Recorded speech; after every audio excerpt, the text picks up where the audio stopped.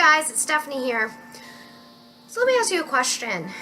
Do you ever find yourself having a lot of negative thoughts or negative self-talk? Well, we can all get stuck in that place, and it's kind of like this. I've said this before. So negative thinking produces more negative thinking, and it can kind of be like a hamster in a wheel. Okay, and we don't want that because that doesn't move us forward.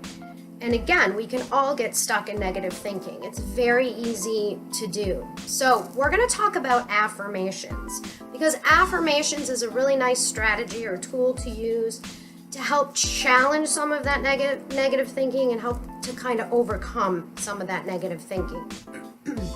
So when we're using affirmations, it's a repeated process. And what I mean by that is if we're going to start using affirmations, then we need to be committed to doing it on a daily basis in order for it to work. So, and this is something that I use. So when I'm working with kids, maybe I'm doing a self-esteem group, or I'm working with kids individually on things like anxiety, depression, or self-esteem issues, I teach kids how to use affirmations because it's proven it's an excellent strategy to use, especially with individuals who have issues with depression, anxiety, or again, low self-esteem issues. So it's really good for that. It's good for lots of things, and I'll talk more about that in a minute. So again, affirmations are statements that we tell ourselves to try to overcome or challenge the negative thinking that we may get stuck in. So how do we do this? Well, what I want you to do is just think about for a minute some good qualities you have, right? Some positive qualities. What do you bring to the table? Now, we all have them, but sometimes we have to be really mindful and just start to kind of think about, well, what is it that I bring to the table? What do I have to offer? What are some positive things about myself? And those are the types of things you want to be thinking about. For example, maybe you have to give a presentation, or you're going to an interview, or you're going to do some kind of performance where you're starting to create some stress or anxiety. When we do that, when we are thinking about our good qualities and we're telling ourselves these positive things, what it's actually going to do is it's going to calm our nerves, and it's going to help us feel more confident. Another thing that it helps with is goal setting. So if we pair affirmations with goals that we're setting, we're going to actually achieve our goals even quicker. So that's pretty cool. Okay, so it's going to boost our problem-solving abilities, and that's important because we need to be good problem solvers, not only at work, but at home too. And if we're stuck in our negative thinking, it's going to be really hard to do that. So how do we do this?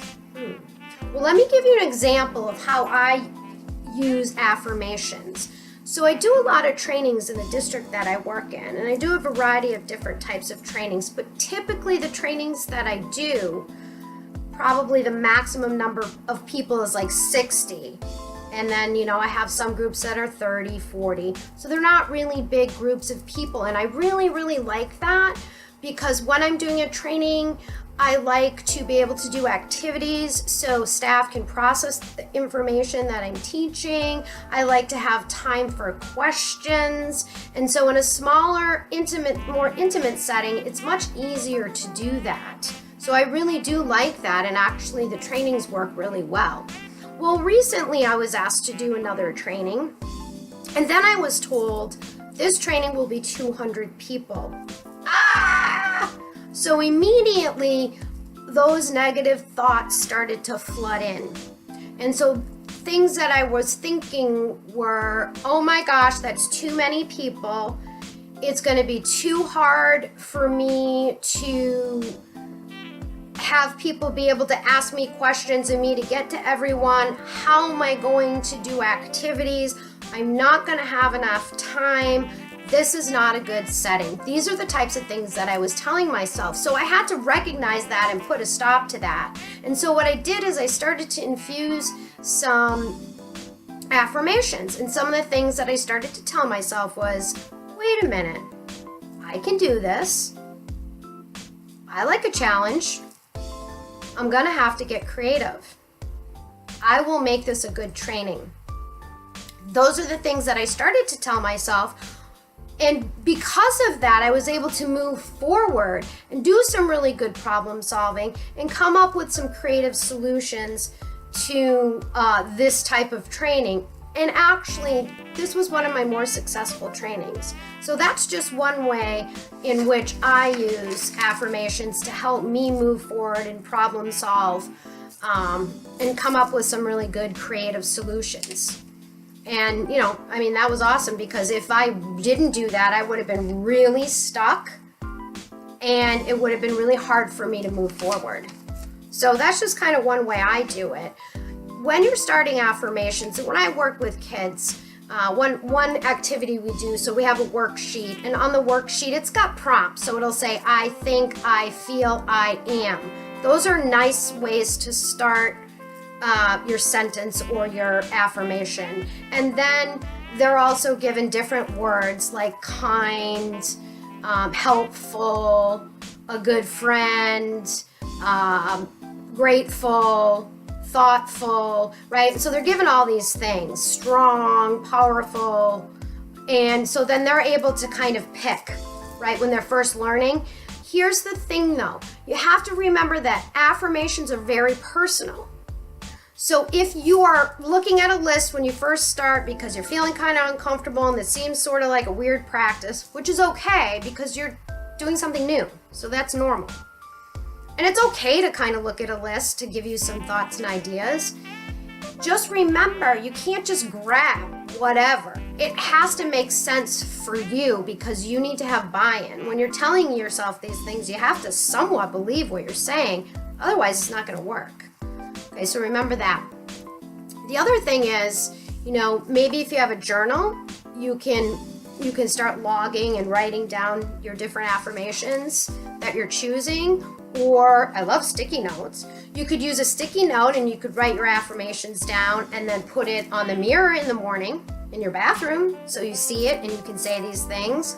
Or maybe on your refrigerator, or maybe posting, a post-it on your desk at work. These are different ways in which that would be really helpful for you to remember that you need to be doing this, right? Because you need to be doing this on a daily basis. So those are just some thoughts in ways in which you could do that. Another thing that you could do, I know lots of people like apps, and there's all kinds of apps for affirmations. So I'll give you a couple apps you could check out. So ThinkUp is nice because what that app does is it allows you to record in your voice your affirmations, and then it's going to repeat it back to you. So that's pretty cool. Another one is Quippy or Smiling Mind. But remember, there's all kinds of apps. So if you're somebody who likes apps, do your homework and figure out which one works for you. For me, I'm old school. I like to write things down. I just process stuff better that way. So remember, you don't have to buy anything, but I'm just saying if you like apps, there is that option as well.